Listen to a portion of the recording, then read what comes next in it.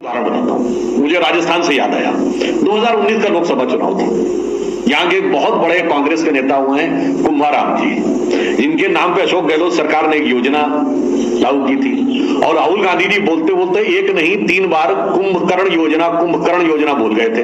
अब बताइए, भारत में जो भी व्यक्ति पैदा हुआ होगा उसके पता होगा कि भारत में कुंभकर्ण के नाम पे योजना नहीं हो सकती। ये हमने किया था क्या? मतलब ये छवि खराब करने का काम हमने किया था, इसलिए ना अरे कर्नाटक में गए विश्वेश्वरैया, और अभी आपको बताएं, अब मैंने तो आपको बताया ना, अभी कल जो बोले कंफ्यूजन, किस बात का कंफ्यूजन? जयपुर में महंगाई पे रैली और 10 मिनट तक हिंदू बनाम हिंदुत्व के ऊपर भाषण, तो अद्भुत। महाराष्ट्र में जाके वीर सावरकर के खिलाफ बोलना, तमिलनाडु में वह पादरी जॉर्ज पुनैया जो ये कहता है कि मैं इसलिए जूते पहनता हूं क्योंकि भारत की धरती को अपवित्र मानता हूं, मेरे पैर से टच ना हो पाए। अरे क्यों आप केरल से निकल के आए, फादर जोसेफ के पास क्यों नहीं गए जिसके हाथ काटे थे कट्टरपंथियों ने? तमिलनाडु में आके फादर पुनिया ही आपको मिलता है।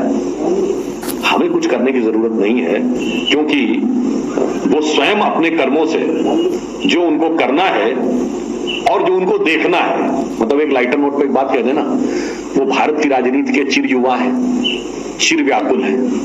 ठीक, मजेदार बात यह कि 50 वर्ष के बाद वो युवा हैं और एक 35 वर्ष का छात्र नेता चलता है साथ में। ऐसा सुंदर संयोग आपने नॉर्मली नहीं देखा होगा।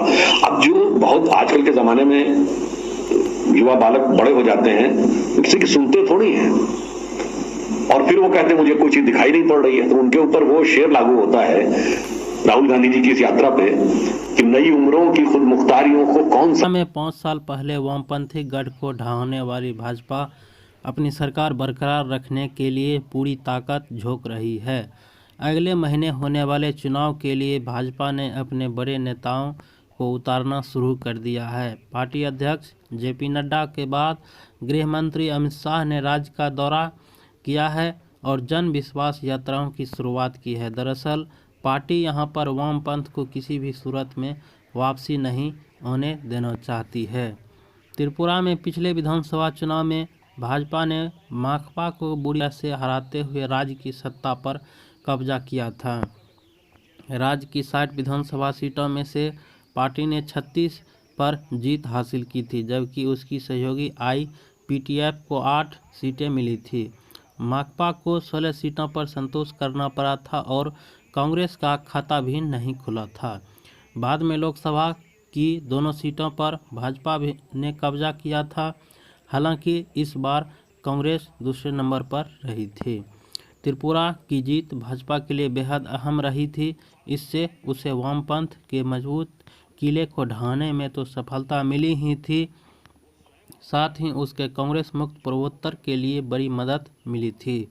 इस समय पूर्वोत्तर के सभी राज्यों में राजग की सरकारें हैं, जिनमें असम, त्रिपुरा, अरुणाचल प्रदेश व मणिपुर में उसके अपने मुख्यमंत्री हैं। त्रिपुरा के साथ मेघालय व नागालैंड के भी चुनाव हो रहे हैं।